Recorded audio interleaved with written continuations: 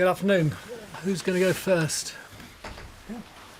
Serena, you've had injuries, you took a year out to have a child, but you're still making finals. Where do you find the inner strength to keep competing at this level? I don't know. I was thinking about it. I've been to a lot of semis and finals since I came back from the baby. So, yeah, I don't know. I just felt like if I could just get some matches, I could play well here, and I did. So I am. Serena, an elite athlete like you, again and again faces pressure moments and big landmarks. Obviously, you've had this number 24 in front of you for a little while. How do you yourself deal with handling that pressure, handling the hopes of reaching that mark?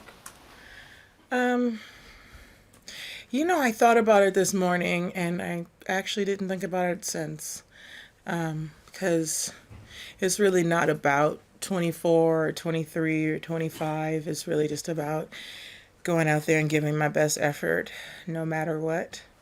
And no matter what I do, I will always have a great career. And I don't know, like I just kind of let it go this morning. And yeah, I feel really calm about it. Everything you did today seemed to work well, but in terms of the way you seem to volley really well and pick up the short balls really well, can we attribute that to your doubles practice this week? I promise you, when I hit a volley, I was like, would I have made that if I didn't play doubles? I don't think so. So I kept telling you guys, I really think the doubles will help me, and I definitely think it did. I mean, I don't attack the net that much, and I try to, and I want to, and I know, like, when I do, like, when I play doubles here with Venus, it definitely helps my singles game, and I was really keen to play mixed here, and I really feel like it helped me, so, and, not just for today and for this event, but just hopefully it'll help me just in the future. How much has, so you served extra being in the doubles? Maybe that's really Extra what? doubles for playing the doubles earlier. Yeah. You were able to do more serves. Has that helped? And where are you in terms of your best serves and where you can get to? I don't know. I feel like I don't know if I've had my best serves this tournament. I've had some big ones, but I'm just now starting to use my legs again. Well, 2 weeks ago in the tournament. So then I was like, oh my God, I forgot about my serve, and it was kind of back. And so it felt good. So it's just really about rediscovering my technique on my serve and how I use my body and how I use every part of it, and just really know that I can still improve. Serena, congrats. Some players here have been talking about the grass being slower at center court. In particular, I mean, you had no problem hitting through today, but did you feel the grass was a little slower? I am definitely not the right player to ask for that. So unless it's like a extreme dramatic difference, then, I'm from Compton and everything is like amazing. So. This is your third final in the last 13 months or so of a Grand Slam. I'm curious what you take from the previous two in terms of what you've learned from them, and if all your approach changes going into this next attempt. Yeah, I had to get to those finals, like looking back to even be in those two finals last year was unbelievable. And now I'm in a different place. Like I just am more calm, and instead of having nothing to lose, I feel like I have things to lose, but I also have nothing to lose. It's like I'm in the middle, and I really wanted to do it, and I'm in a different place because I wasn't really playing a month ago, like at all. So it's just all kind of coming together. I can't really put how I'm taking it.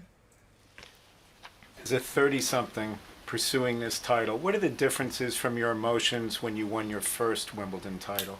Yeah, I actually thought about that this morning. I was thinking that when I won my first Wimbledon, I think it was against Venus, and I was trying to tap into those emotions, and I was really calm. And I remember, I think I hit an ace, and I just remember like how it's so different when you're younger as opposed to now, and but now I just need to, like I said the other day, just relax and just do what I can do. But you just said you're very calm now, so maybe you're returning to how you felt back then. I was calm today.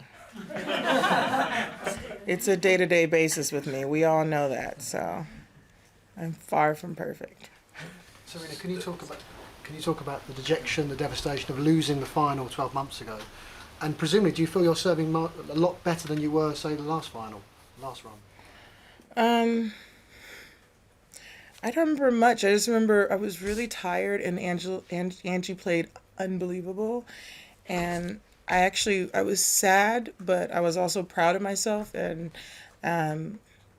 it was nothing I could do in that match. Like I did everything I could, and physically I just wasn't there. And I remember after that I just trained and I trained and I trained to get physically more fit. So I'm definitely at a different place. I mean, yeah, I didn't have the preparation coming into Wimbledon of training for 2 weeks even. So that would have been nice, but now I have to look at a different place because I have been just this whole year just trying to stay fit so I can be able to play in Grand Slams. From what you said, Serena, you've been doing quite a lot of thinking this morning. How often do you Right? have these contemplative Never. moments? I don't know. I don't know. I just. Oh, well, what brings them on? I don't know what brought it on. I just was. I don't know. I never usually think about it, but two of the questions that you all asked, I literally was thinking about those things this morning, and just trying to tap into that younger Serena and trying to tap into that, the how to win, basically. Is it a deliberate meditative thing, or is it just thoughts that come into your head? It was definitely deliberate, and then as I was thinking, other thoughts were popping in my brain.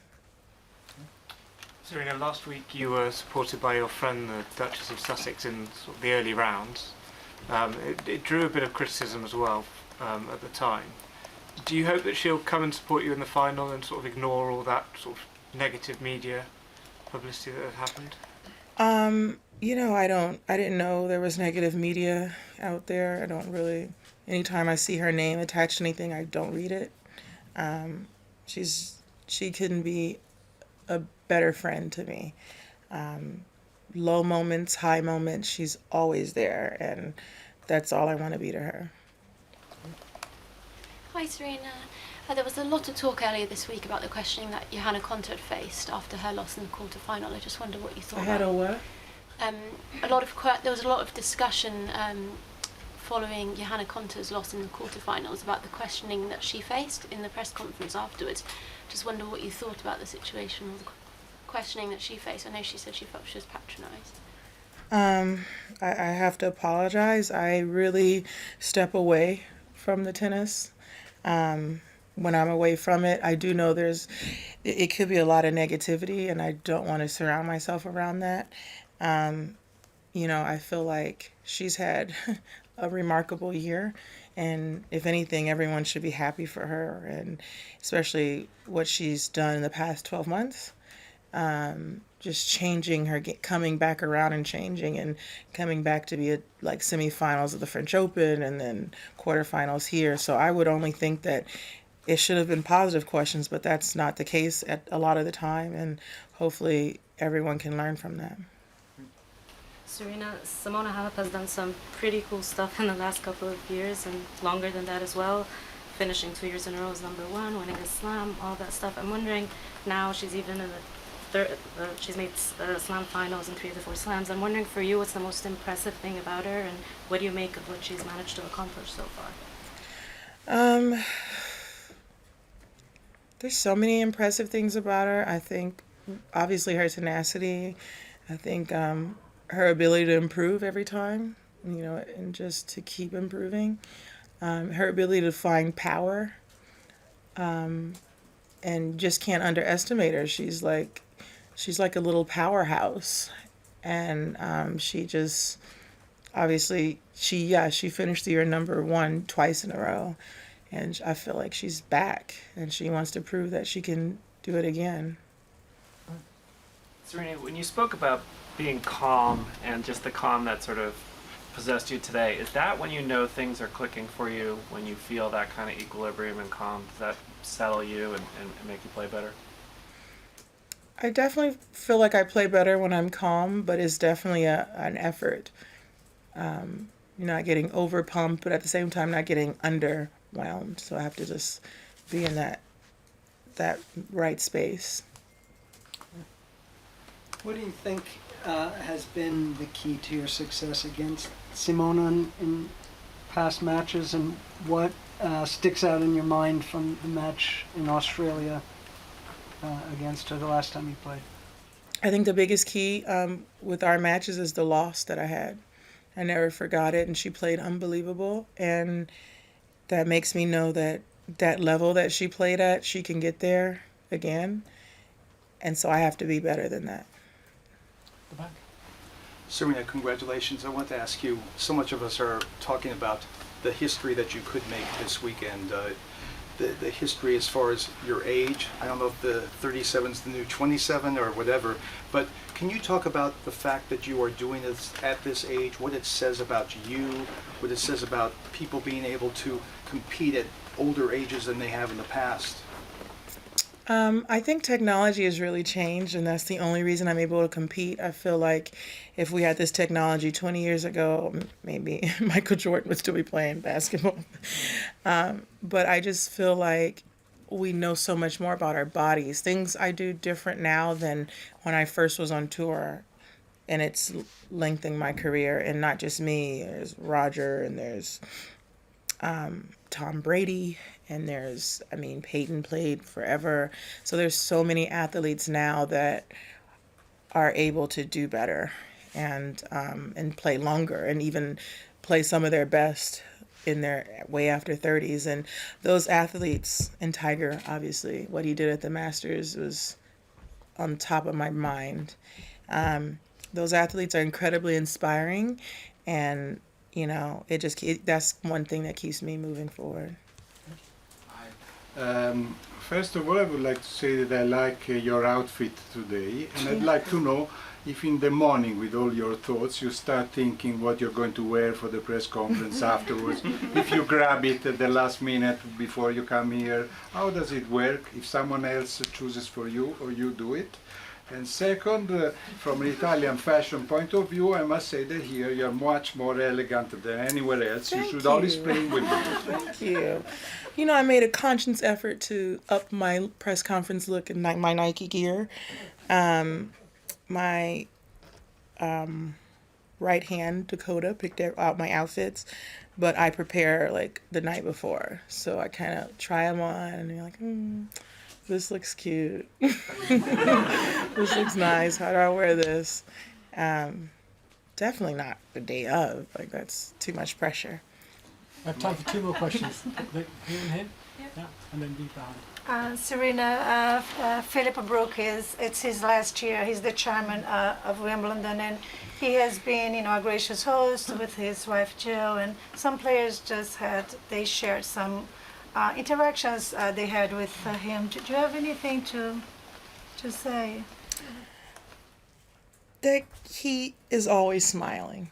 I just love it. I see him in Australia, I see him in New York, I see him everywhere, and I literally will be on the court and I swear I see him smiling, and that is such a good moment in memory to have of Philip. I didn't know it was his last year. Oh, is it? It's his last year. So it's sad, but he's just really made my Wimbledon experience. How long has he been here? Like, 10. Has it been 10 years? Yeah. Because I remember the guy before. It's time to go. Wow. Okay, so yeah. I just remember I really love him, and his wife Jill is amazing, and I just love seeing him. Like, he'll pass my practice court and he just has this great big smile on his face, and it really makes me feel welcome every year. Last question. Last year after the final, you gave a really impassioned speech, and I don't want to get this wrong, but to paraphrase, you said something like, to all the mothers out there, this was for you. And that's really been a theme of the past year, especially last year. When you walk out on Sunday, who are you playing this one for? I don't know. I mean, I'm just playing for me, and last year was a really special moment. Oh my God, Olympia was 10 months. She's not even 2 yet, so yeah. So for that, it was definitely a different moment. You know, so it's a different experience, and I'm happy to be back in this experience. I definitely wouldn't have predicted it a month ago, but here I am, and so I'm playing for everyone that didn't predict it a month ago. Thank you. Thank you. Thanks, Chris.